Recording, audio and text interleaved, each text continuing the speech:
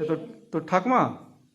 আউ, সে মাটির মানুষ, মাটির মানুষ সে এইসব। ওরে বাবা, ঘরের কথা সে একটাও ফাঁকে কাকও বলবে না, সব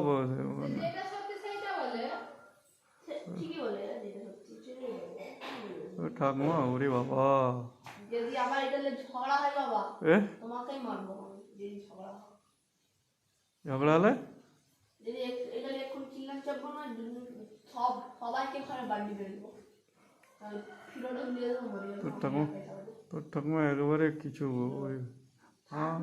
আবার তুমি বলছো